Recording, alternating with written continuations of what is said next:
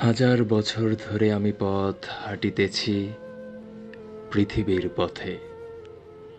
সিংহল সমুদ্র থেকে নিশীথের অন্ধকারে মালয় সাগরে অনেক ঘুরেছি আমি বিম্বিসার অশোকের ধূসর জগতে।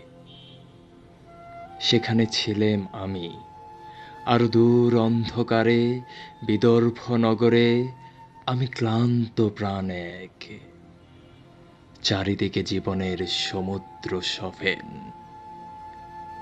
আমারে দুদণ্ড শান্তি দিয়েছিল নাটোরের বনলতা সেন। চুলতার কবেকার অন্ধকার বিদিশার নেশা, মুক্তার শ্রাবস্তির কারুকার্য, অতি দূর সমুদ্রের পর হাল ভেঙে যে নাবিক হারিয়েছে দিশা।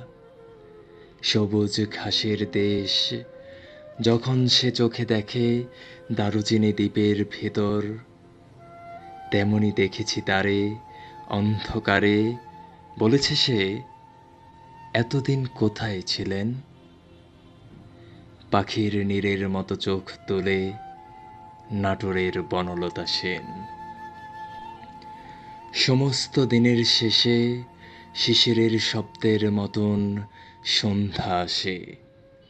ডানার রৌদ্রের গন্ধ মুছে ফেলে চিল, পৃথিবীর সব রং নিভে গেলে পাণ্ডুলিপি করে আয়োজন।